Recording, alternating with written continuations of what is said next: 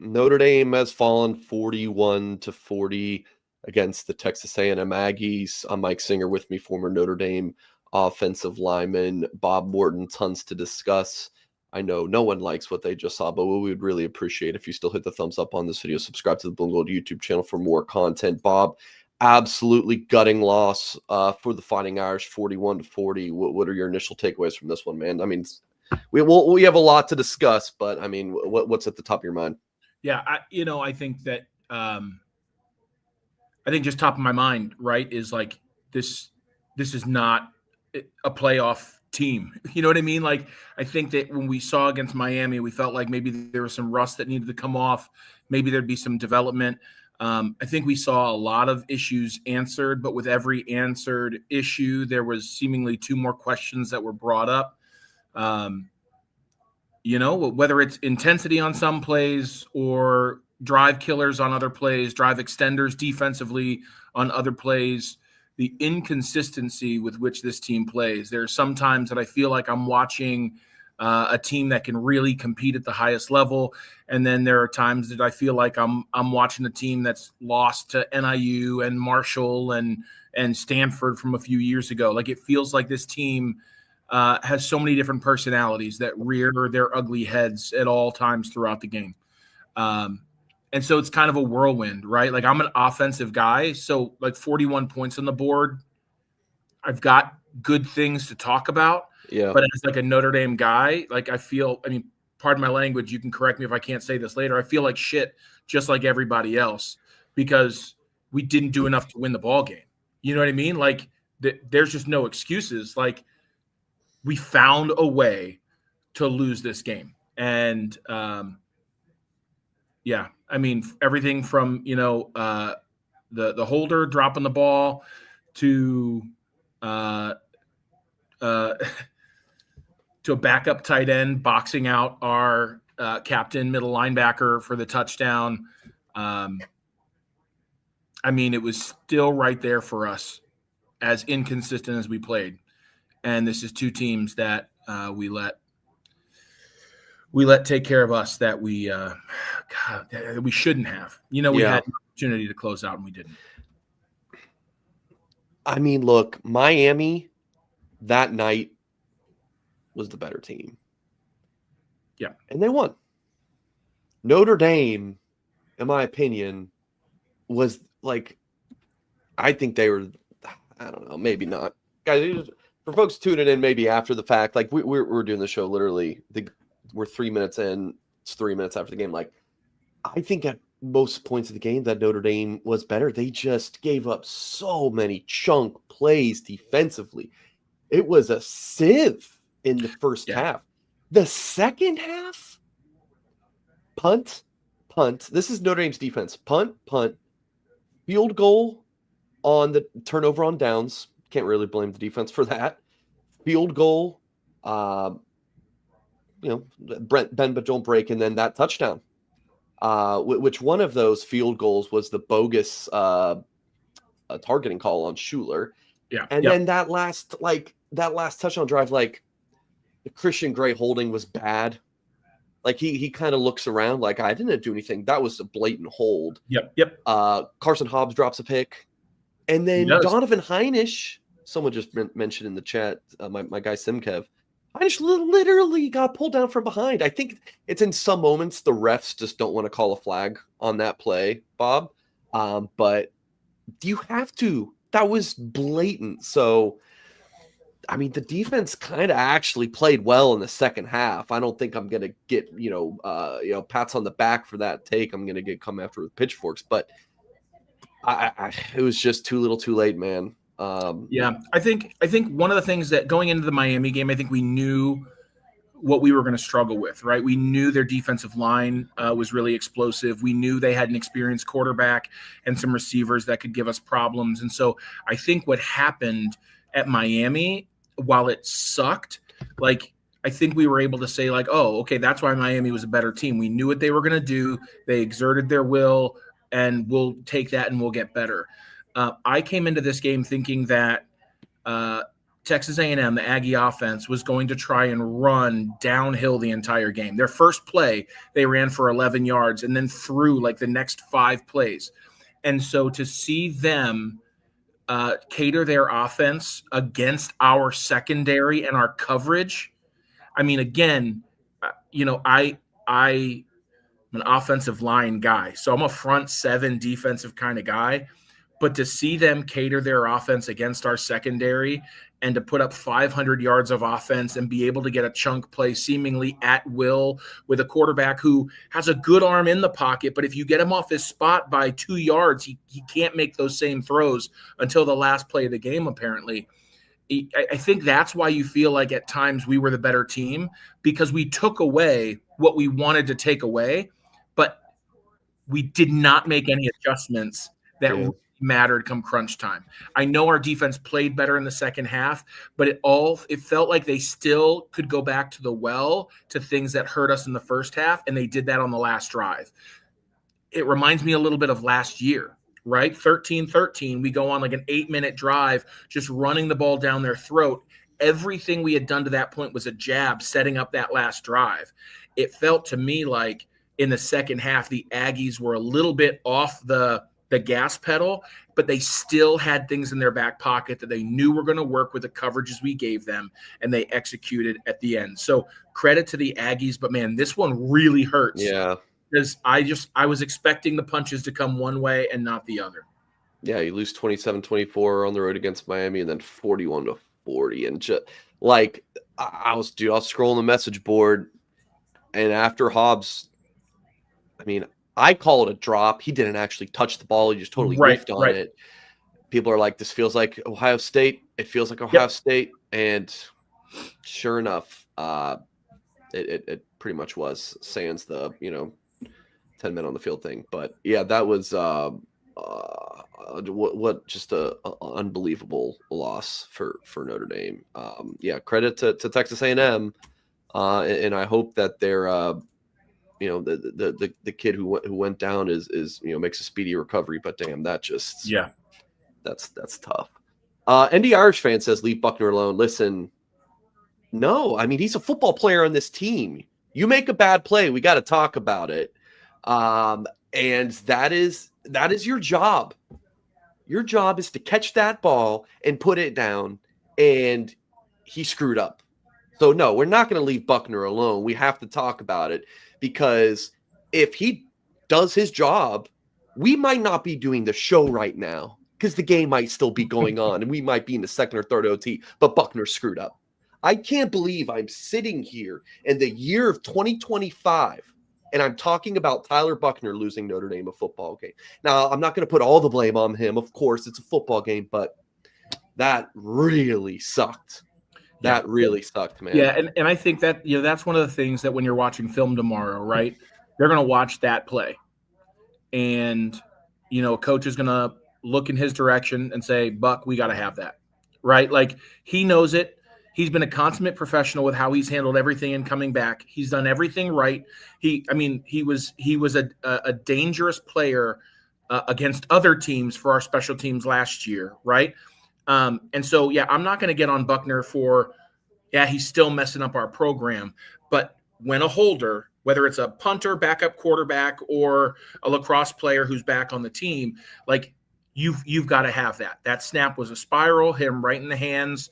You know what I mean? Like he just clenched up a little too tight. And in the biggest moment of that game, which arguably is the biggest moment of this season, it kind of did us in. So I think for that play and what we expect out of our players, we can go ahead and let players have it, but also understand like he's a young man who's done everything right, prepared for that moment, and then just didn't perform. Austin, $5 super chat says start a GoFundMe to get Al Gold back. Go ahead, start it up.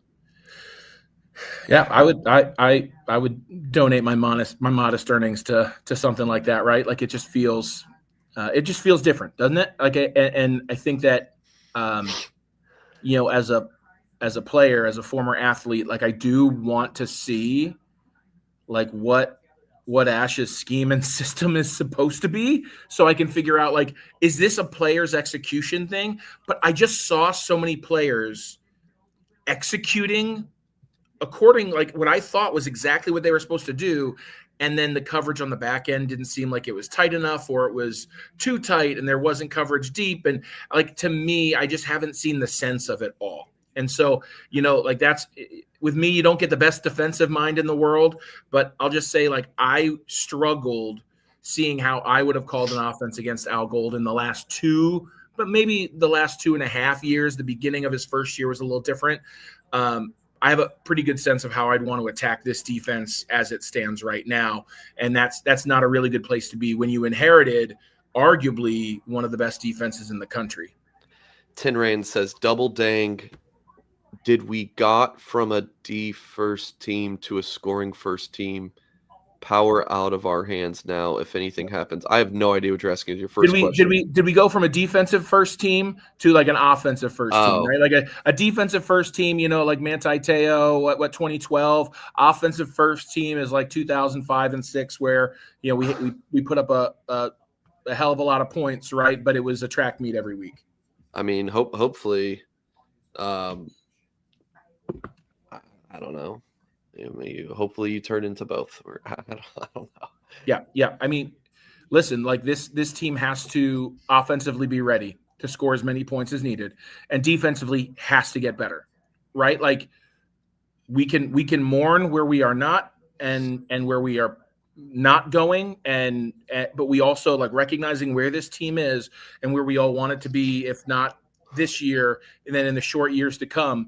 Like, this is a defensive problem that has to get fixed. And I don't disagree with a lot of the things I'm seeing in the chat about how they would fix that in terms of coaching personnel, but it's a problem that has to get fixed. And we have to see some development from the players, from the scheme, from the individual coaches, and there has to be some accountability that goes top to bottom on this.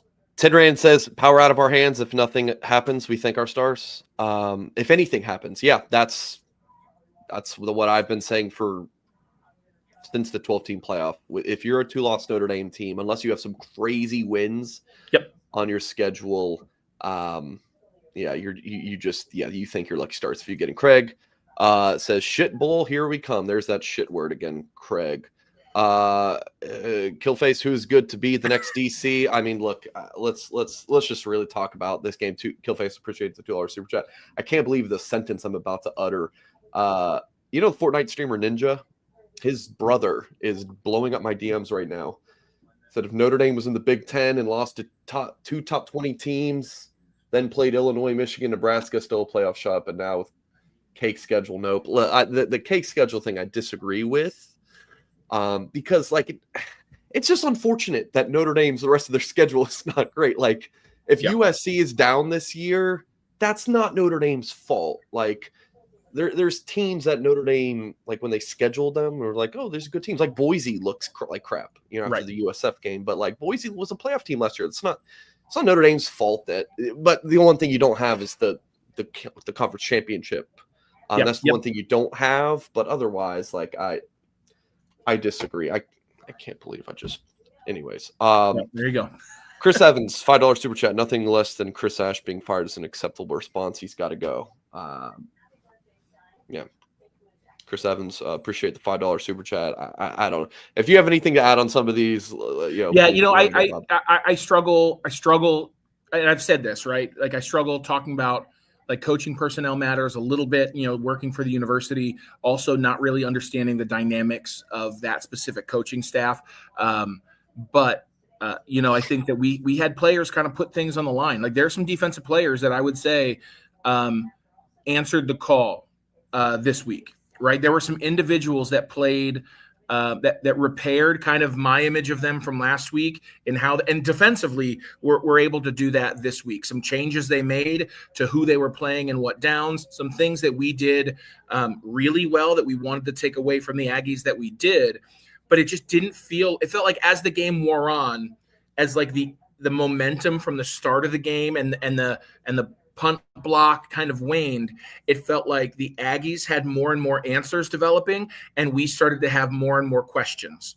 And that, to me, feels like it's not player personnel, but it can be coaching personnel. And I don't want that to be something that we all sit and watch for the next 10 games, only for a decision to be made at the end of the year, right? So I hope that we get ready to move forward on things, or just get Marcus Freeman involved in the defense more and let the offense develop its identity under the experienced offensive coordinator that we have.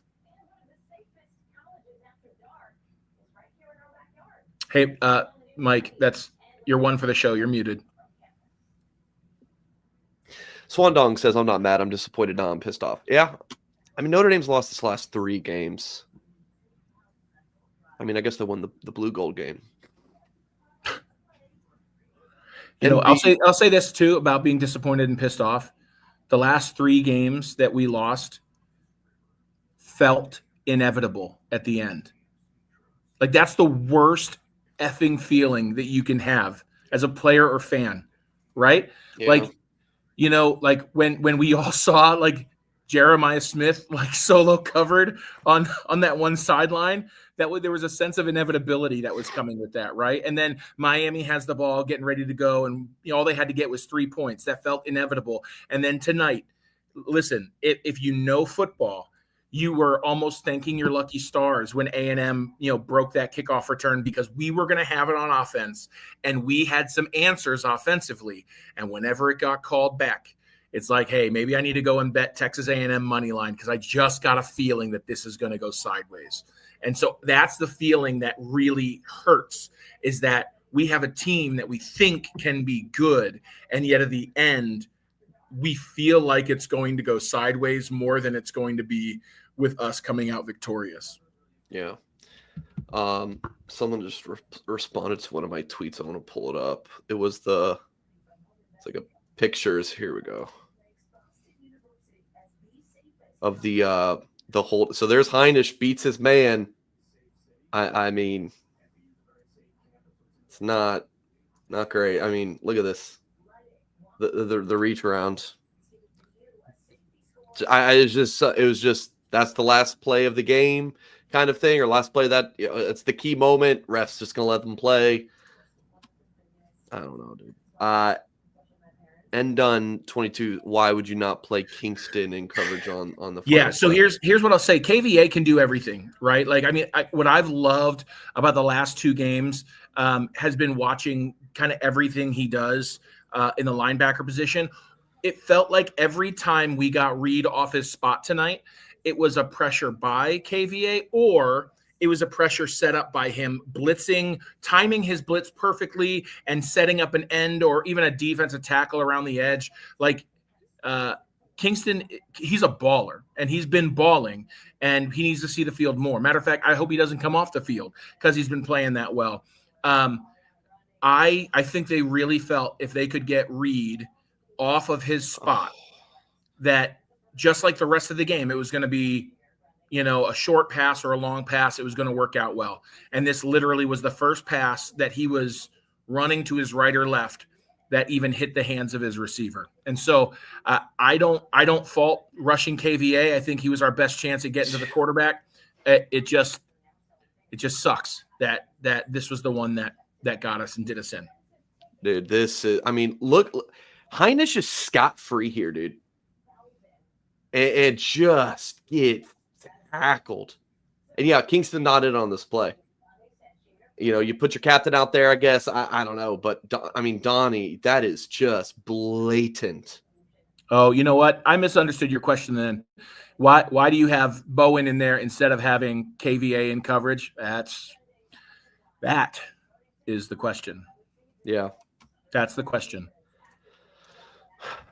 Ryan, $20 super chat. Really appreciate it. Very generous. Amount of money I'll save on Guinness rest of the season. Oh, God. Oh, Ryan, I really appreciate it. Thank you for being in here and for the good laugh. We need it right about now. Sammy King, Denbrock just called another Wildcat for Jeremiah. Hot take alert. Didn't hate it. It was more than I thought. But damn, that fourth down, it works sometimes. Clearly, he saw something in A&M that he was like, I think this is going to work. It did on that fourth down. It did in the crucial part, and it had some pick up a few yards here and there. But it was kind of weird. Yeah, it so was kind of weird. Here's what he's trying to do, right? So last year in that same scenario, we're going to go ahead and we're going to keep Love or Price in the backfield. And we're going to snap to Riley Leonard, who's going to take one step back and is going to QB power right behind that running back. And you've got a blocker and you're running the quarterback. So you're +1 on the blocker. When you take your quarterback, not Riley Leonard, and rush him out wide, you're technically bringing a number out with him, but you're not bringing a linebacker. You're bringing maybe a nickelback or a corner out with him. That person's not going to make the stop on the play anyway. So even though you might be affecting the numbers by bringing a body out to the quarterback, you're not actually taking away the front 7 or front 8, whatever you have. Like, you're blocking one man down on all those plays. So you have to hit the right spot every single time. Now, we made a living tonight carrying a defender, leaving an unblocked linebacker that did not make the play a whole hell of a lot, right? When we went Wildcat, when did they make the play? Whenever the running back went out wide. Anytime their running back stayed inside and let the blocks develop, it was a 3 to a 7 yard gain.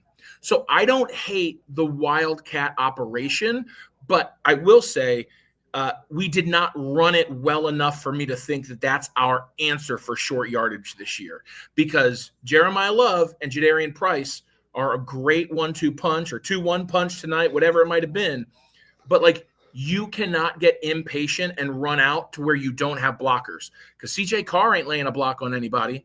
You know what I mean? Like, he's just a body out there. So you've got to keep it up in the middle. And for whatever reason, multiple times tonight, they broke outside the tackle and the blocks are not there in that version of, we'll call it Wildcat, but it's really just a direct snap. Yeah. Overshadow Sean. So the season is now about getting Carr experience. The season is now hoping that A&M and Miami, I'm talking glasses very full approach here. You hope Miami and A&M are incredible, which I think Miami is going to be damn good the rest of the year. But A&M, I mean, I don't know how they're going to fare in the SEC, and then hope that USC is good, and some other opponents are decent, and Notre Dame can sneak in. But if you don't think there's a chance in hell, there's snowball's chance in hell it's going to happen, then yeah, you're talking Sun Bowl, 9-3, 10-2 type of season. I mean, and get Carr experience, sure. I mean, yeah, I think there's a lot of experience that needs to be had. I think there's a lot of development that needs to be done. I do think that I think for the next few weeks, I mean, we have to treat Purdue like we did last year. You know what I mean? Like, and I don't mean like needlessly and shamelessly run up a score, but if we go in by 40, 50, or 60, we need to do that. Like, we don't know what A&M and Miami are going to do, but if they do well, and we've got 4 points of losses to a top ACC team, and let's say dear Lord, my mouth to your ears, like a top 3 or 4 SEC team, even though I did not see that from A&M tonight by any means. Like, let's just hope, a bolt of lightning strikes the other teams they're playing. If they do really well, like 4 points of 2 losses is not the end of the season. So I think it's like, we can only control what we can control. And we just need to blow teams out. But I just don't see us running away with games with the defense that we've seen the last 3 weeks. I just don't. And so for me, yeah, like, it's time to find all the players who are going to be here not only this year but next year, and develop a system that is going to get everybody involved. Like, we can't hide people anymore. Matthew, $10 super chat says, God, Country, Notre Dame, the latter two let us down this week. Bob, I love your energy. Tell me something surprisingly positive you saw tonight. I need it. Yeah. Hey, Matt, so here's what I'll tell you, or Matthew, if you so desire.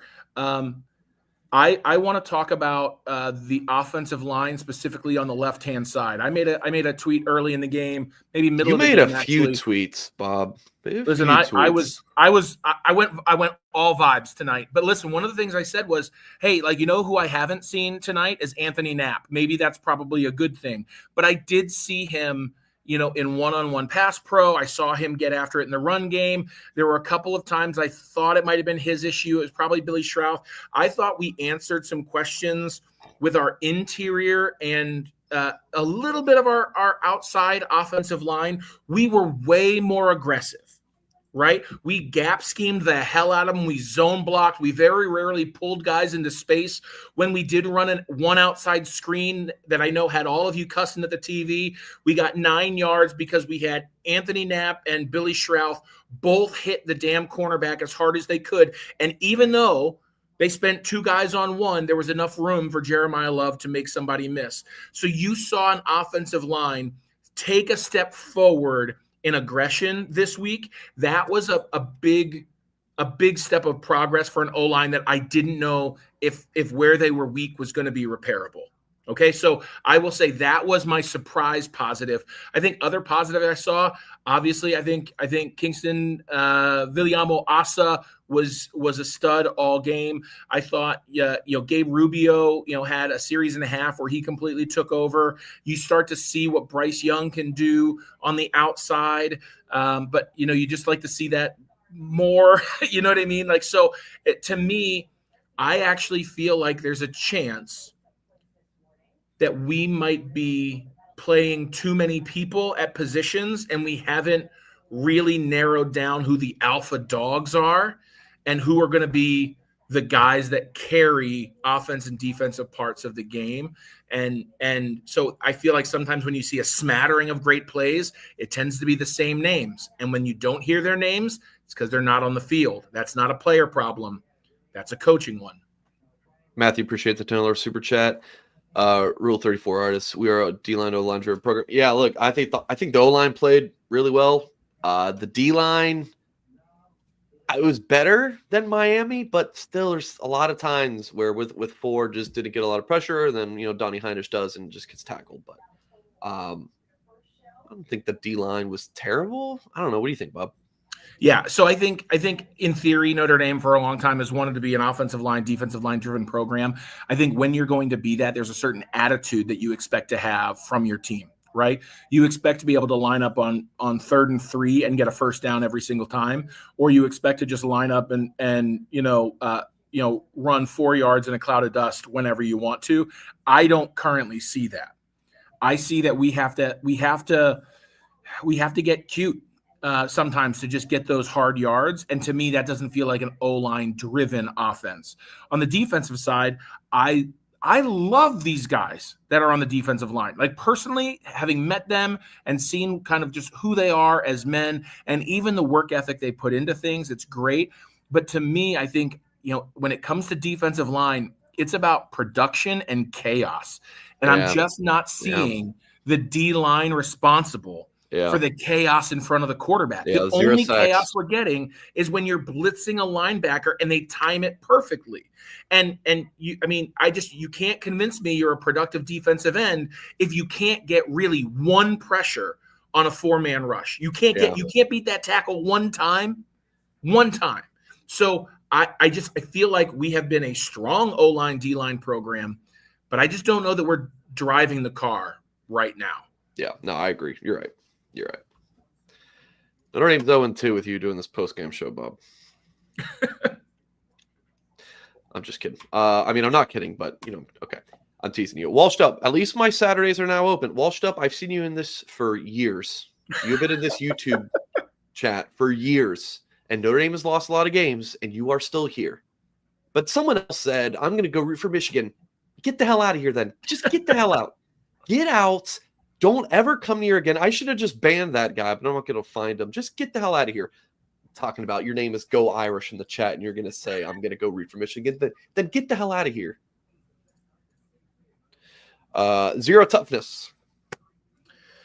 Listen, at times it's hard to disagree. So week 1, I would have 100% agreed with that statement, right? Like it just looked like we didn't have energy, we didn't have pop, we didn't have toughness, we didn't have just kind of that grit and energy.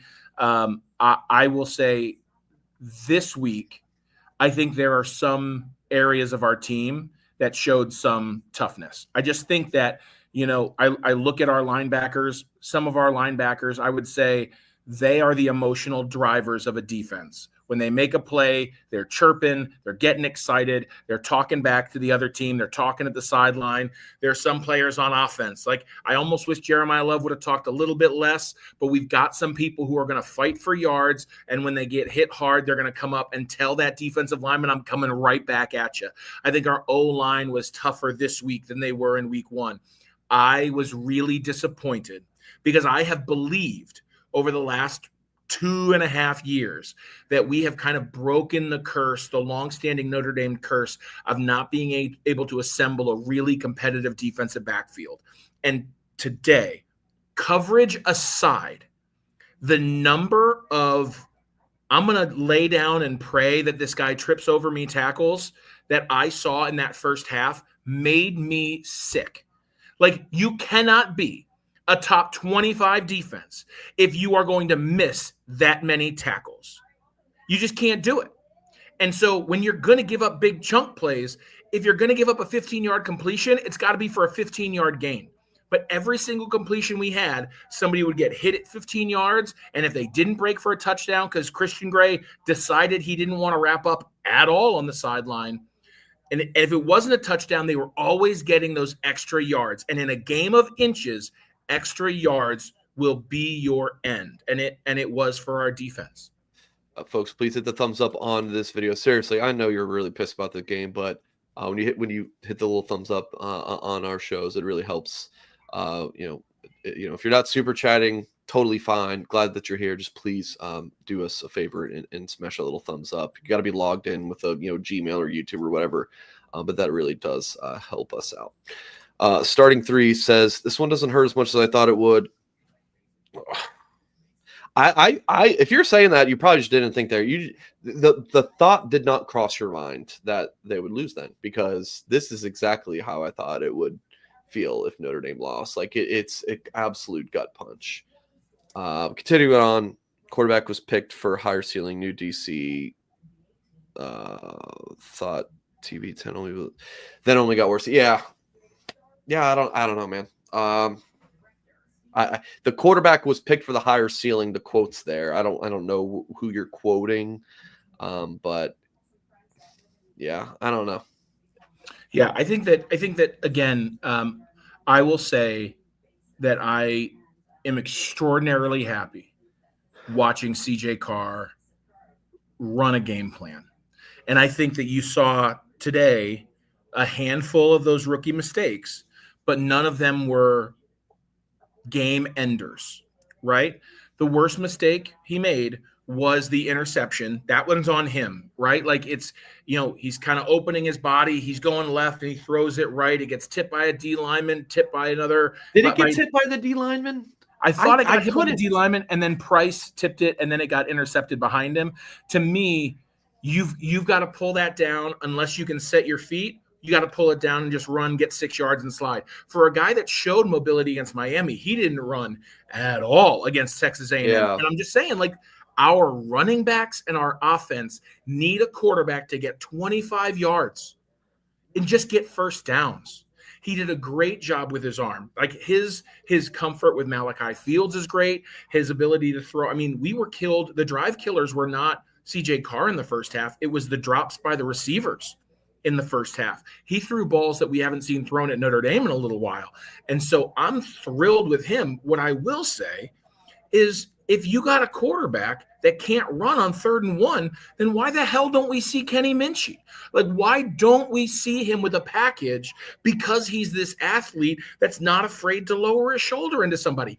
I'm not expecting him to be Riley Leonard. But if you can give him a purpose, and we know he can throw the ball, well, then all of a sudden you've got a runner in the backfield with QB power, which we know works, and the ability to fake power, kind of old Tim Tebow style, and then throw a pass from that. You have a package that builds off of it.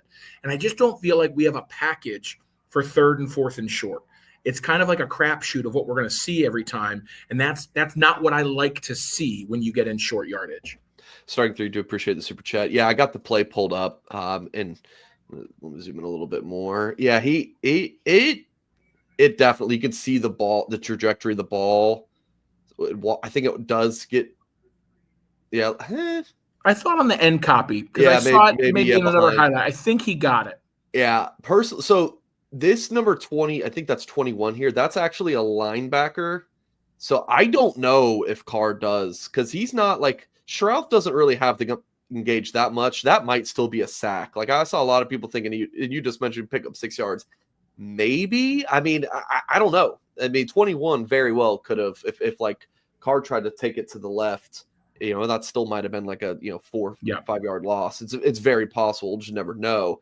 I actually kind of like the decision. It is just the throw is just not right.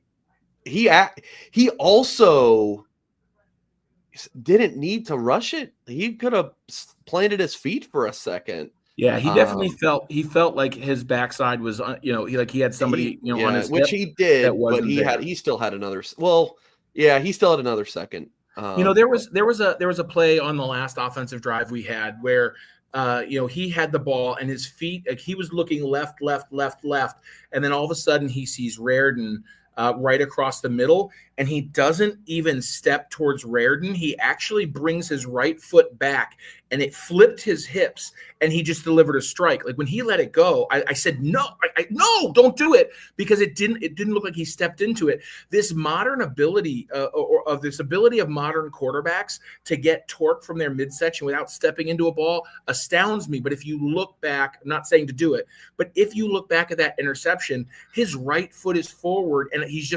this is what we heard, is that sometimes he trusts his ability to fit the ball in a little too much. That was a little bit of an overconfidence throw to kind of get the ball there, rather than, hey, like plant your feet for a second, deliver the ball. If you take a hit, you take a hit. Yeah.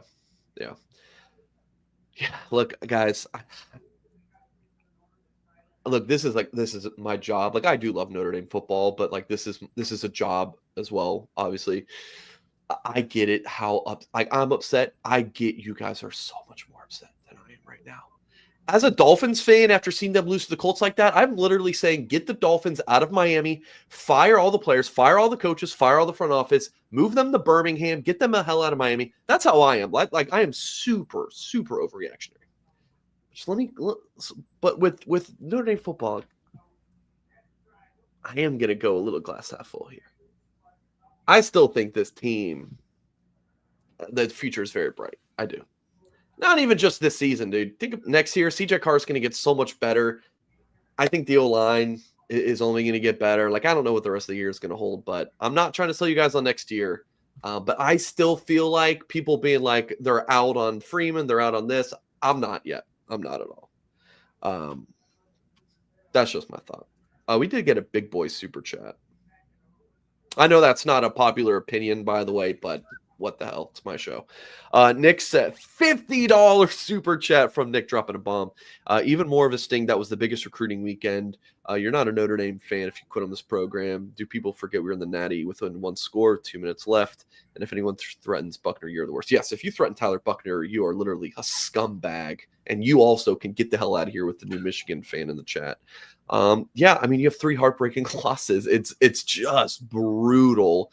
And then, yeah, everyone, I've seen several comments about the recruiting thing. Henry is cool for freaking crying out loud. Asked me if Joey O'Brien decommitted. Like, what the hell are you guys talking about? Listen, the recruits loved that game. I haven't talked to them yet, but I'm sure they loved that game, the atmosphere and whatnot. The Notre Dame commits, people are like, oh, there goes the top 10 class. Guys, that's not how it works. I don't know if Notre Dame's going to have any decommits from this 2026 class. They're like, oh, man, like, we were so close. I bet you if I texted all of the commits right now and said, hey, what do you think about the game? Like, man, we were so close. But, man, when I get there next year, like, I'm so fired up. Like, I love Coach Freeman. Like, they don't think about it like you guys do. That's just not how they roll.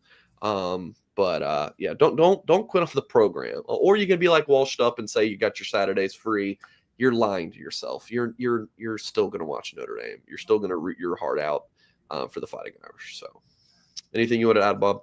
Yeah, I'll say this. I think that I think like the program going the wrong direction can affect recruits, right? It can affect a recruit's ability or desire to kind of come and get on board. I would, and this is going to make me unpopular, I would hesitate to say that Notre Dame is going the wrong direction on a macro level. I do think there are areas of this team and maybe some personnel decisions at the higher level that are not fitting with the overall direction of our program. But I think that these coaches, in addition to being great analytical and football minds, are also selling the future of this program, because these recruits, as much as they want to be big time in high school with the team that they're going to next year winning a national championship, they want to be a part of that national championship, and they're not here yet. And so I think that when you are able to, as a coach, say, hey, listen, like, these are the areas we are, this position group, this single position, this area of depth away from fixing these problems, and you're that 4 or 5 star area of depth or position group, like, that's really compelling to feel like your puzzle piece fits into a puzzle that's almost complete, right? Like, I feel very entitled because my negativity is very specific. On any given play, I'm looking at 1, 2, or 3 individuals that don't do their job, and I take for granted the 8, 9, or 10 that are doing their job. But when you think about it, you're 10 or 20% away from being where your team needs to. And when you break it down like that, you've got to figure out, how do we fix that 10%? Right? Like, it's an immediate need. It has to be done, because the sky will fall if we don't get these things fixed. But at the same time, we don't have to fix 100% of this program. We don't have to fire and replace 100% of these coaches. We don't have to, completely redo 100% of everything. We've got to find a way to fix the 10%. And we are laser focused on those 10% of recruits that can come in and carry this mantle forward. Nick, again, really appreciate the big boy the super chat. Thank you very much. All right, let's see. Chris Allen, another gut punch. Man, I have so many notes, but the super chats are just flying, so no notes. We can save that for Tuesday. Another gut punch of a big time loss and a big moment. Groundhog Day. I need a laugh. Mike, how many yards and TDs will Angeli go for? I have no idea. I don't know. I personally still don't think Steve is going to have a great day. I think he'll have an okay day against Notre Dame, but I think Notre Dame will have no problem with Syracuse. I mean, Syracuse barely got by UConn. Steve had a great game against Colgate. Very, very happy for him, but it's Colgate. I'm not. Yeah. Yep. So, Chris Allen, appreciate it. Schuler didn't target, Swandong says. I agree. I don't know what the hell that call was. Look, it's one of those things where it's like, we're so upset with what and Nick, I saw another big boy super chat. We're going to get to that in a second. We're so upset with the first half. It was so bad defensively for Notre Dame. I mean, just a sieve. But there's levels to talking about the defense. Unpopular opinion alert. Okay. Dude, the tackling, that first touchdown was Stroman and Gray. That's really, really bad. And that's not necessarily on Chris Ash, unless he just didn't teach tackling, like the coaches didn't teach tackling. But those guys are veterans. There are some chunk plays, the Hobbs thing, we agree on all these things, that Schuler didn't target, that Heinisch got held, that Hobbs, like, those are things that are necessary. Like, did Ash have a bad first half? It was brutally bad. But, I mean, the second half, the defense was fine. It did its job for the most part. And we would all agree that, I mean, the last play, Heinisch got held. Like, A&M should not have scored a touchdown. Therefore, if that's the case, then A&M doesn't score a touchdown in the second half. Shoot the messenger if you want. That's fine. Well, whatever. And I'll say this, because I think one of the nice things is we take a break from, like, the frustrations about this team and staff, and we can be frustrated at the officials. Let me just go ahead and say, as a player, I'm pretty protective of like head injuries, and so I tend to call things targeting more than the average fan. And I honestly, while I don't feel like it ended the game when Schuler got taken out for targeting, because I think Tay Johnson was having that good of a game behind him at safety. It blows me away when you see that play, a helmet hit a football every single week, and we praise the defensive back for causing a fumble. He does that exact same thing, and he gets rung up for targeting when he didn't even make contact to the head, and he didn't launch his body. To me, there has to be a place for unnecessary roughness without targeting. And while I would argue that didn't even rise to the level of unnecessary roughness, the fact that someone can tackle like that and receive someone's momentum and not lay someone out, and they have to sit out for 4 quarters, it is wrong to the highest level for these individuals, for teams, for college football as a whole. It is out of whack. We've got to get targeting under control. Yeah. Nick says, so are we just going to give Owen Freeman? Some of the comments make me sick. Everyone will still watch them the rest of the season. Anyone switching sides, don't come back. We get right the ship. We got CJ Carr for the foreseeable future. CJ had good moments, and then he had, this is my second start moments. Nick, again, appreciate the $50 super chat, but he had, the clap thing was weird. I've never seen that before. I'm curious for your take as a former center. I don't. I'll give it to you. Okay, please go ahead. So everybody knows from 2003 to 2006, for almost all of my games, Brady Quinn was the quarterback. But the first 3 games, it was Carlisle Holiday, and we were playing. I want to say it was a road game, and we didn't have a clap system. I looked between my legs, quarterback lifted his leg. I sat down, waited for a second, and snapped it. Hold on. When did the clap system get real popular? I feel like it was just in Urban the past Meyer at Ohio State. years. Okay. Urban Meyer at Ohio State. Okay. And so I would just look between my legs, see the leg lift, right myself, squat down, and snap the ball. And as I'm looking between my legs, I see the play clock counting down. 3, 2. At 2, he lifts his leg. I sit down. I snap it before it hits 0.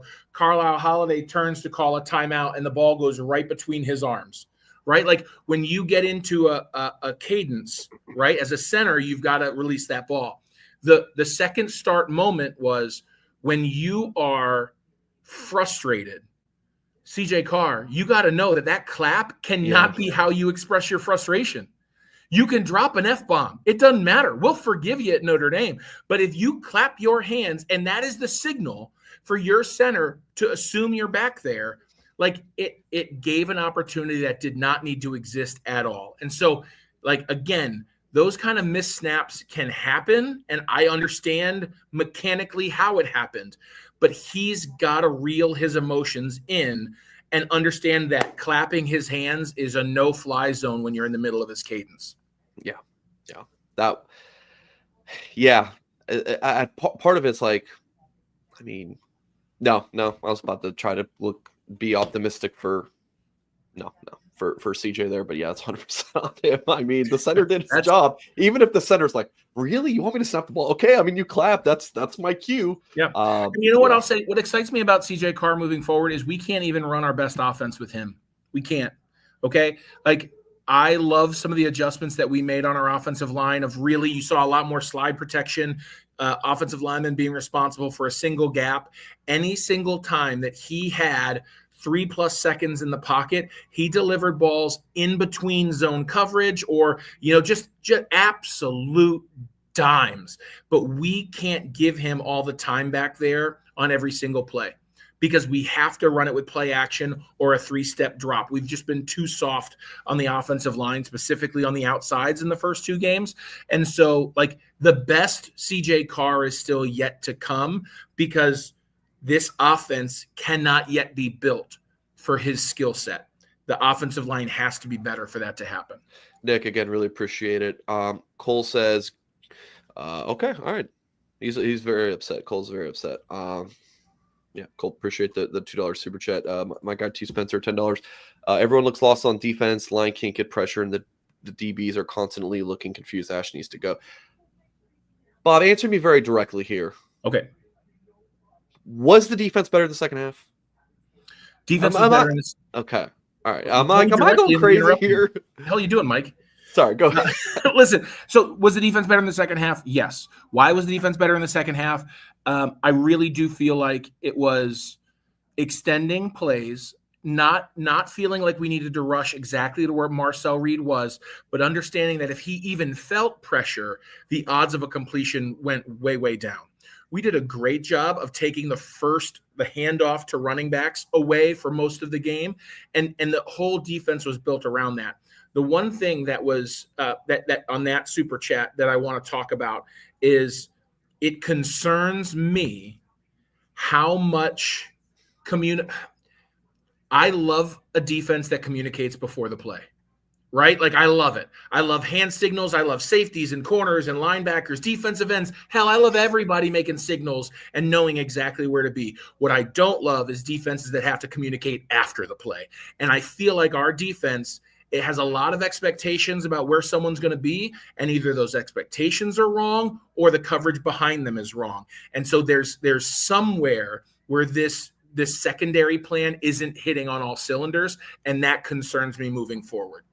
T. Spencer, really appreciate it. Yeah, it's just funny because this is a media guy who, I had an NAIA offer and a former Notre Dame player. So we look at things. Sometimes I'm just looking at the box score and like, the drive chart looks a lot better. You're breaking down the former player angle. This is why we have you here. Craig, $5 super chat. If our record is 7 or 8 win season, I think our athletic director has to step in on some coaches. There you go, Bob. How do you want to react to that one? Yeah, well, I think what I'll say is this, right? My experience is just kind of my understanding what I had at Notre Dame. I had 3 years of Ty Willingham, a person who I thought was a great guy, didn't really command a cohesiveness of the entire locker room. And I think there were some coaches that were allowed to stick around beyond their best usage. And I think that was, among other reasons, one of the reasons that Ty was let go was the fact that he was not willing to pull the trigger, even when the athletic director said, hey, you got to pull the trigger on a couple of these coaches, in which case we can kind of renew you for another year.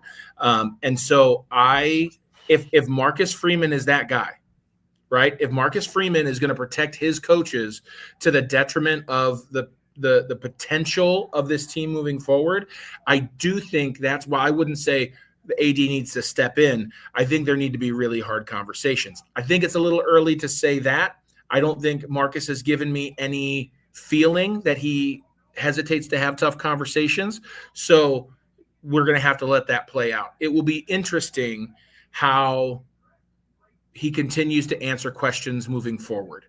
Right. Yeah. I think we expected maybe a little more urgency after Miami in his responses. He really had a calming presence. I expect him to have a strong presence, express what we did really well. But I do think that now that you've got 3 weeks and 2 games in, there are some things that we have to account for why it's not progressing the way we would like it to. And that's accountability for the players who aren't doing it, but also the coaches who aren't calling the right game plan. Folks, please, if you have not done so yet, hit the thumbs up on this post-game show. Subscribe to the Blue and Gold YouTube channel if you are new here. And if you want more analysis on the game after this post-game show ends, which we're not done yet, by the way, please go over to our website, blueandgold.com, talking about the Irish's loss with former Irish offensive lineman Bob Morton. Kelly, really appreciate the $20 super chat. Says, I love Christian Gray, but can we tape up his hands so he can't hold anymore? Usually drops interceptions. Says, peace, fair weather fans. Yeah, the Gray thing is he's a polarizing one, right? Like, yeah, if you think back to the USC game, man, he had a tough game, and then he makes the pick. Like Penn State, I think they had one completion to a receiver, so he makes the big moment, right? Like it's been up and down with Christian Gray, and the Notre Dame DBs. I know the Irish play a lot more zone, but they're still getting left on an island a lot, and it can be so up and down. If you're not just like a total lockdown guy, like a Ben Morrison or Leonard Moore, like it can be tough sledding out there. And yeah, the holding was, I mean, that was a 2nd and 10, would have been 3rd and long, I think, if I remember that correctly. And then Gray holds. That was brutal. That was, just as bad as anything else that happened on that drive. Yep. That one was tough. So, any other quick thoughts on this, Bob? I was going to say, I mean, the drops interceptions anyway. I mean, it just feels like the last couple of years there was always somebody getting their hands under the ball, and I feel like tonight, especially, I felt like there were 2 or 3 moments where I expected Notre Dame to come up with the ball, and it ended up hitting the ground. And so, you know what I mean? The joke is always, that's why you don't play offense. That's why you're not a receiver. But, we've had DBs make plays the last couple of years, and it just feels like the ball's not bouncing our way right now. We're not making those plays. Is this not the worst missed call? Sorry, I just keep going back. Just look at this in real. I mean, it's kind of slowed down, but just look at this. 2 hands around, drags him down. I know you're a former offensive lineman, so you're like, oh, it wasn't too bad. Yeah. But you're also a former Notre Dame player, so which I don't know which one you're going to side with here. Now my video's. Well, I mean, no, listen. I mean, that's textbook. You get beat and you just tackle, like you're basically hoping to get the 10-yard penalty and have a chance to, have your quarterback live another day. The fact of the matter is, though, that's the kind of thing where the NCAA or the SEC comes out after the game and says, yeah, this is a missed call, in the last 30 seconds of the game. And it's like, big whoop-de-doo. Like, it doesn't change anything now. Like, you know what I mean? I'm glad you can pay a camera crew to pick that up, from the sideline. But as a referee, you've got a referee who is staring at the offensive line. That is an inexcusable one to me. Yeah. Because listen, I've had some of those before, and they got called every single time I ever did that. So I don't know why the hell it couldn't go the other way for us. Yeah, just unreal. I don't know how there's an SEC crew for that, by the way. That doesn't make sense to me. Why isn't there like for a non-conference? All Notre Dame games are conference, but like a Notre Dame hosted game, why isn't it like a Big 12 crew? Yeah, that to me is just all the way it's always been. That's crazy. Yeah, I mean, but I don't believe in conference bias with officials often. I mean, especially when you look at all the penalties that A&M, kind of racked up throughout the course of the day. But I just always assume when we play a team that has a conference, the conference provides the officials. Yeah. And I would rather have it that way, because if we were going to get an independent crew, we'd be pulling from a lesser conference, and those guys are not as good officials as we're getting from these major conferences. So I just do believe there's a hierarchy, and I would rather have the better officials, and it gives us something to bitch about after the game to say, the conference officials screwed us. I like the last part. I disagree. It provides the fuel for the fodder. I disagree with everything else you said, but I agree with the last part. Yeah, when Boise State comes to town, it's a Mountain West crew. Yep. Like I don't like that. I don't. I would. I mean, it's not necessarily a lesser if it's like you play an SEC team. Okay, bring in a Big Ten crew. If there's some available, I don't know. Big Ten, you're playing a Big Ten team. Bring in an SEC. It's just bring in the other one, or ACC, or Big 12. Like, they can't be that much worse. I mean, tonight was really pitiful. But I will digress. Quentin, appreciate the super chat. It's always good seeing you in here, Quentin. Honest opinion, given these 2 games, do y'all think we have a solid secondary? Gray is a liability. Safeties wait on the ball. Leonard Moore is the only dude. I mean, losing Schuler really stung. I still think he's a really good safety. Talich and Johnson, we'll see. Gray, I just kind of gave my thoughts on Gray. Solid secondary. I mean, I think you still. I don't know. I personally think you say yes. It is still a solid secondary, but it's not as good as last year's. What do you think? You gave up over 200 yards to a receiver today. I feel like you trade in your solid secondary card when you give up 200 yards to a receiver. I think I'm too nice. Can you earn it? Can you earn it back? Sure. But as of right now, like, I just don't think you can say we're a team that's got a solid secondary. We've got a clamps DB on one side, and we haven't figured out how to use everybody else. Fair enough. Fair enough. Nick, we're dropping another $50 super chat. Says one more and I'm going to bed. Are you sure, Nick? You don't want to hang out longer? Where have our captains been? Didn't think we missed Coogan and Kaiser as much as we do. How does Freeman rally these guys after? Speaking of Freeman, he had his press conference. You can find the coverage about that at blueandgold.com. But how does Freeman rally these guys after this? Let's not forget we lost our the best D coordinator in the game. This will make CJ stronger. Several different points there, but. Yeah, just think about the captains. It's what Heinisch, Wagner, Schrouth, Pauling, Bowen. I don't know. What do you think about those guys in this game? I would like to see more Will Pauling. The D line, has been not great. I mean, 1 sack in 2 games. You're very disappointed with that. O-line, I'm really looking forward to the Tuesday show with you, Bob, because you'll get to break down that O-line more. And all of the footage that I wanted to pop up today, we're not going to do because we're just kind of going through super chats. We'll have a deeper dive. So if you like this talk, deeper dive on Tuesday with myself and Bob Morton, and then Robbie Toma Monday night, and then we're even going to launch a new show tomorrow. We're going to try this one out. All the Blue and Gold staff writers, 4 p.m. Eastern on Sunday, so that one will be fun. Eric Hansen will be with me, and then whoever else on the Blue and Gold staff. Anyways, I don't remember where I was going yet. Bowen, up and down, up just real quick on Bowen, up and down. Yeah. I personally hate when the offense has like a 20 or 30-yard gain, and you might lay the guy out, but they just had a 20 or 30-yard gain. Don't get up and start cheering. No, that's not something to cheer about. They just had. It's like when you're down 50 and you score a touchdown and you go crazy. Like I personally don't like that. Thought Bowen had some good moments, but what do you think? Yeah, I think he brought a lot more energy than he did last week. He wasn't really behind on a whole lot. Would have loved to have seen him, try and come down or make a better play on that ball there at the end. But overall, that's one play out of an entire game. I think that. Will Pauling showed some real grit and toughness, but it's one of those things we have a lot of captains who you don't necessarily hear their name an awful lot. I'll say this, with the guys on the offensive line, we've got pretty reserved guys that are wearing the C. They show up with their lunch pail, and that's really great. But we talked about this after Miami, who's going to bring the fire? And the fire tonight was brought by Jeremiah Love. He was the one chirping, and the offensive line was kind of holding him back, and it was firing them up. Defensively, Drake was really kind of doing that and kind of bringing the energy. I just think that we've had our captains maybe not on the field enough at times, when you got a Pauling and a Heinisch rotating out all the time, or they're just not making enough plays to really bring that energy. I watched Schuler miss a wide open tackle on the quarterback that could have really changed the dynamic of the first half, even if he would have just laid the wood a little bit, and he just went to sleep.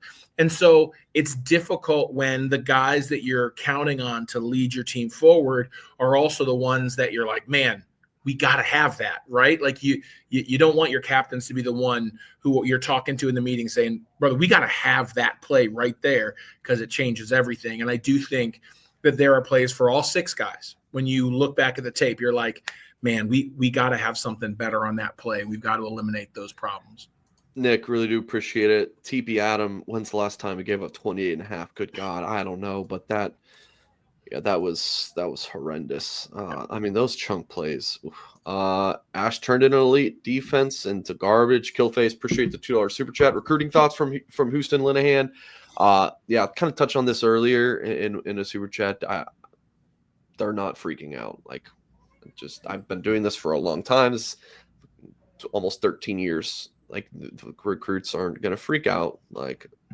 Are other schools going to be hitting up Notre Dame's commits even more? Yeah. Yes, but they should have been doing that already. Notre Dame's got a fantastic class, so I wouldn't. There's no reason to freak out on that front just yet. Daniel Harris, $2 super chat. I did not see a comment from you, Daniel, but I'll be looking for you. Thank you very much for the super chat. Quentin says, "Thank you for the coverage, guys. I'm going to cry myself to sleep." Not just kidding, maybe. I'm sorry, Quentin. Quentin, I'm with you. And again, it's always good to see you in the chat, my friend. Appreciate the 5. Andrew at the 5. Do you think they have the ability? Okay, I like this. Do you think they have the ability to not eat themselves like 2016 and come out swinging the rest of the way? Keep the takes coming, Bob. What's your take on this one?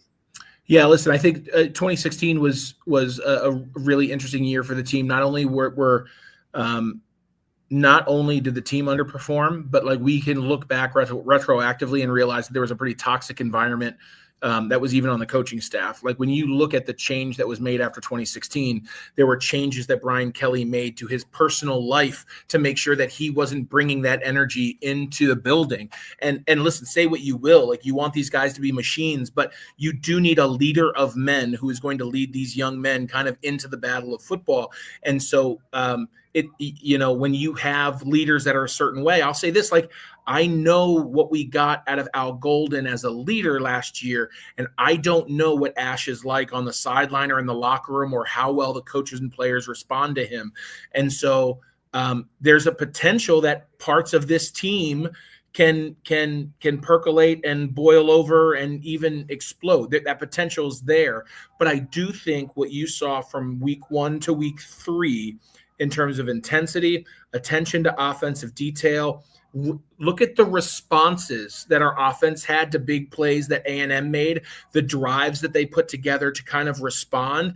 I think you're seeing leadership develop in some younger guys who will wear the C next year and the year after that will not let this team implode and eat itself. And I don't think that will happen with Marcus Freeman at the helm. I believe the culture of this team is far different than 2016. And 2 games by 4 points is a lot different than even the effort we were seeing in 2016 when things went sideways.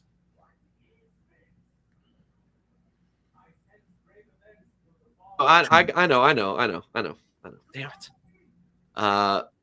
Sometimes I'm typing away and I mute myself because I don't want you guys to hear me typing, and then I just forget. All right, Lewis, a few things here. It says Rudolph hasn't been able to run on the last 4 teams. Notre Dame ran for 136 yards, and the sack adjusted was 4.1, 151 yards gained on the ground. If you can see over on the right-hand side, that takes out the sacks. So, I mean, Notre Dame was able to run the ball. I mean, what do you think? Yeah, no, I think the numbers tell a different story, but I think what Lewis is saying is some of the frustrations I feel is it feels like a really quiet 150 yards. You know what I mean? Like it doesn't feel explosive and it doesn't feel dominating. And I want to take you back 1 year ago, 13-13 against Texas A&M, and we imposed our will and marched down the field 7 yards at a clip, 8 minutes of game time, and we won that game running away. And in this game, we were effective offensively, but it just never felt like we imposed our will. Every play where we did well, it just felt like to me there was a chance that we were going to get tackled in the backfield. And it was the great move by Love and Price to get out of the backfield and get us 4 to 6 yards. It felt like they sent some run blitzes, though. Like they would sell out. 100%. But then here's what I would say, right? When you have those run blitzes, you can't just hand the ball off in front of you the entire time and not once have CJ Carr pull it and run 5 yards. Action. Okay. That backside end, the best play we ran where we imposed our will is we brought Eli Raridon from right to left, stopped him, and sent him back to the right. We had another tight end, and we zoned everybody left. Eli Raridon cut that backside end off, and it was a cutback for like 9 yards and a first down. Like to me, if you're not gonna read that end, you've got to account for him. We can carry linebackers, but that end has put to rest more running plays than anybody else against us this year. And so it just feels like even when we do well, that we're one play away from getting tackled in the backfield again. Yeah. Lewis, you guys can see the rest of Lewis' comments there. But Lewis, I really do appreciate the $10 super chat. Brandon, $5. I feel like our secondary stands around a lot when the ball's in the air. Last year, they would attack the ball. I'd have to look at that a little bit more. It feels like there's a lot more room that the receivers have than I remember them having last year. It's a little bit of recency bias, maybe a little bit because I'm unhappy, but also I'm just gonna have to look at the game film, Brandon, to see if I agree with that. But like I mean, we go back to Miami, right? That Adon Schuler could have been interception that he didn't, step up to hit the receiver or even try to go for the ball. He just waited for it to come to him. That's not something we were used to seeing, right? So Yeah. I agree with the premise, but I don't have an image in my head other than that one of seeing that happen. So I'll take a look at it in the film and see if I can talk about it on Tuesday. Yep, Brandon, join us on Tuesday. You know what? I love the replays where you see behind the quarterback, right? It's just such a better angle. I wish we could just watch that. The end copy is. I mean, that's all. That's all we watch as linemen, right? Because we don't care what happens everywhere else. Yeah, that's football to me. Man, there was one where Notre Dame had a zone, and I don't remember which receiver it was. Was it Craver or Concepcion? Just streaks a drag across the field, just wide open, no one within 15 yards of him. It was just that's what is sticking in my head right now. Yeah. Lewis says this defense couldn't stop Casopoulos. couldn't stop Casopoulos. Lewis, appreciate another 10 and the last, my friend. Really appreciate you for being here. Montana Irish, do you think they have the ability to not eat themselves like 20? Already? Did I already pop this one up here? Okay, no, I think I already popped this one up here. Overshadow Sean says subjective targeting is killing college football. Agreed. Agreed. Yep. TG, you do a great job, Bob. Love the insights, Bob. You do a great job. You are absolutely killing it. I gotta set a reminder to thank Eric for a 15th time for you. Lotus says, Lotus, good to see you. CJ has been better than Arch Manning. There you go. That's definitely true. CJ Carr has had some flaws, had some freshman moments, but overall, certainly not the problem. He was 20 of 32, 293 yards, touchdown. And then the pick, unfortunate. I still think I liked the decision. Unpopular opinion, I don't know. I don't care. I liked it. I think that was some CJ Carr backyard ball gamer stuff. Just did not get the throw right, especially if you're telling me that, geez, I just didn't need those numbers, Mike. Because if you're telling me we ran for 150 sack adjusted and he threw for 290, and we're going to bed 0-2, oh, that makes me feel even worse. Yeah, if I would have told you that before the game, you'd have been like, "Yeah, sign me up." Yep. That's. I didn't need that. Turnovers. Thanks, buddy. Both teams had one, and then both teams. Notre Dame had the pick, 2 turnover on downs. And then A&M just had the 1 pick. I personally think a turnover on down should count as a turnover, but whatever. I don't know why they don't. I'll say this. One of the things that I want to talk about on Tuesday for those of you that come back is, drive extenders versus drive killers, right? So an offense wants a drive extender and wants to eliminate drive killers, whether that's a penalty, like a holding call, a missed assignment, which we had so many of on the goal line. Defense wants to have a boatload of drive killers, but they want to avoid drive extenders. I started thinking at halftime that the last 5 or 6 drives, so 3 each offense and defense, it felt like A&M's offense made extender after extender, and anytime we had a chance for a drive killer, we missed it. We dropped an interception. We missed an open field tackle, whatever it might be, and the exact opposite was happening. I feel like in the second half we were way better at keeping that even, but A&M just ran free on us because they kept making those plays on 3rd and long that we gave them opportunities to make. Just something I'll be looking at on film the rest of this weekend. Yeah. Houston says, what happens if Notre Dame loses to Purdue? If Notre Dame loses to Purdue, someone legitimately will get fired, right? I mean, you can't lose. What has Purdue done this year? They put up points against.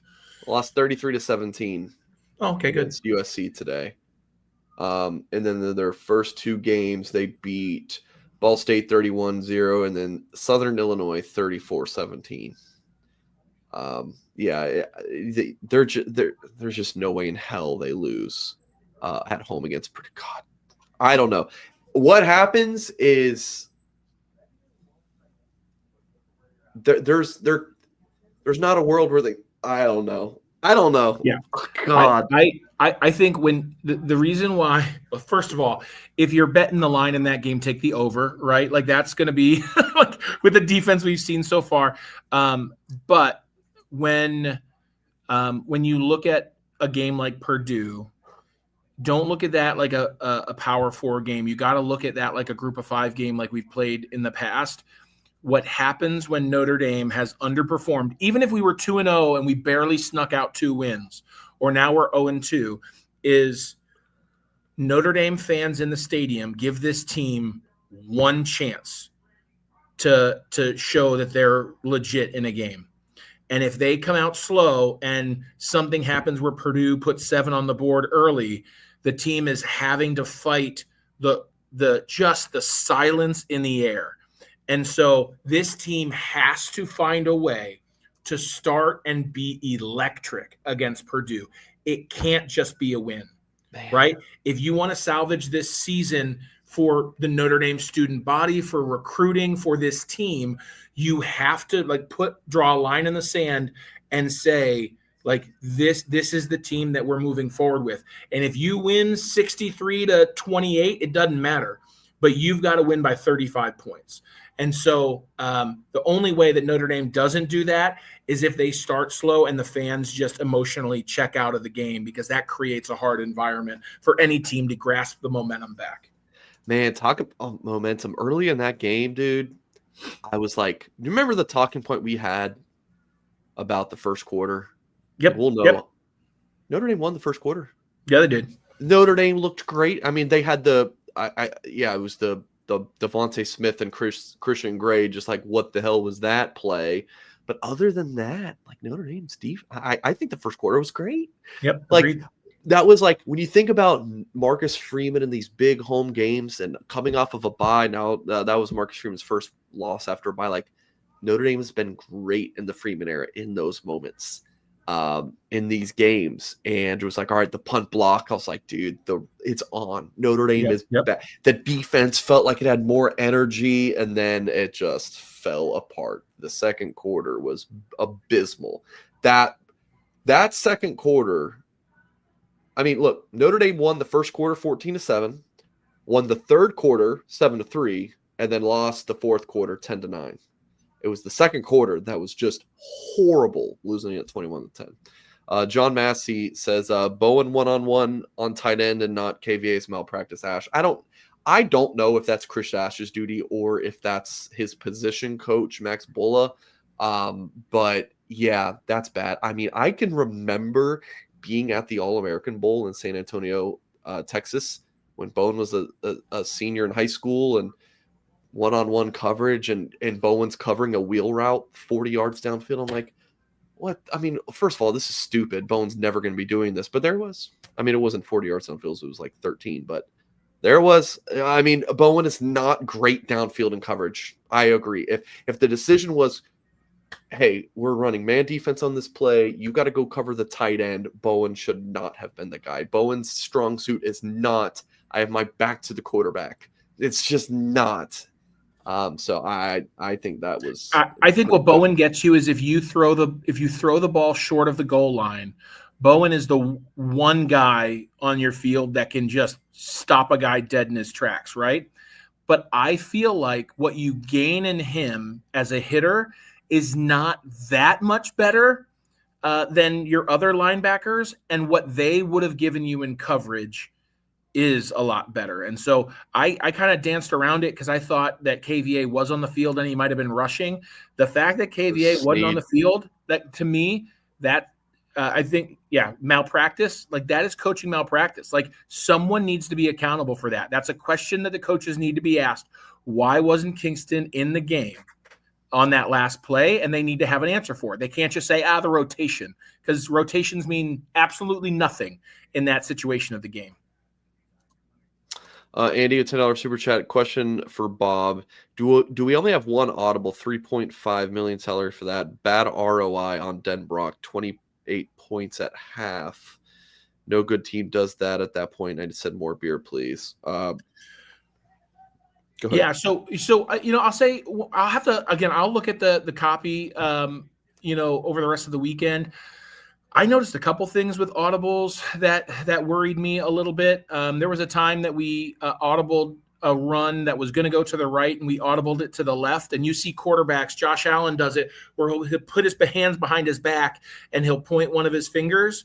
And because he puts both hands behind his back, you don't know which finger he's pointing. Well, CJ literally put one hand behind his back and pointed, and then they ran to the left. And while it happened really close to the snap, that's just something that scouting departments are going to see. And if he doesn't kind of start putting both hands behind his back, then you're going to kind of know what's happening.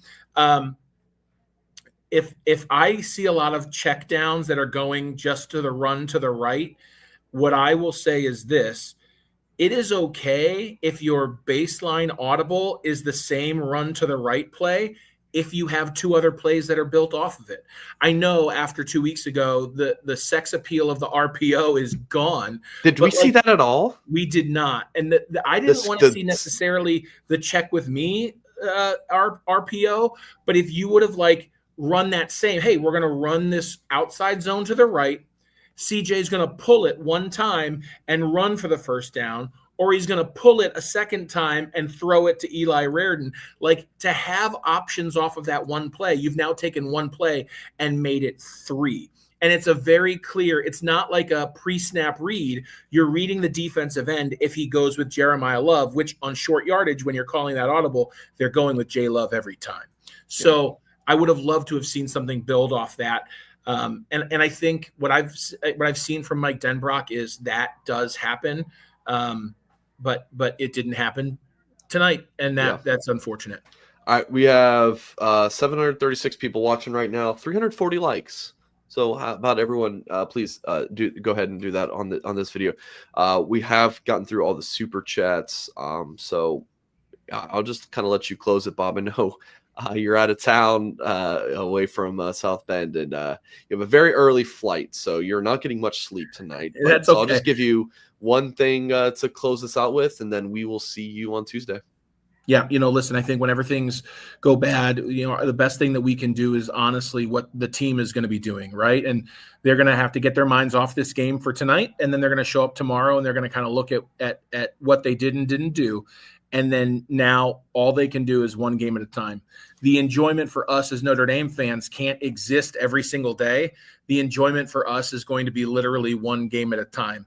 And it's okay if this team has to earn back your trust, not earn back your fandom, but earn back your excitement. It's okay for that to happen. Remember, we all felt this hopelessness after NIU, and that team just made us believe by the end. I'm not promising last year is going to happen every year, but I am saying that I think that these young men, I think that most of this coaching staff, if not all of them, they are going to do the work. And I think we as fans can just focus on what needs to happen over the next 7 days. And so I love hearing what everybody says needs to happen. I love thinking about the things that you kind of put in the chat or in the comments. It changes the way I watch the game. It'll change what I bring up to talk about on Tuesday. But you know what I mean? We've got our health. We'll be able to find some happiness. Let's go ahead and do that. And as always, go Irish. We'll be all right. That's right. All right. There it goes. Former Notre Dame offensive lineman Bob Morton talking about the 41-40 loss for the Irish. Oh, Fox. I'm like, dude, the juice is so much more excitement after a win. And I want to, dude, the recruiting, that's my primary job, right? I'm just not a YouTube face for a living. My primary job is covering recruiting, and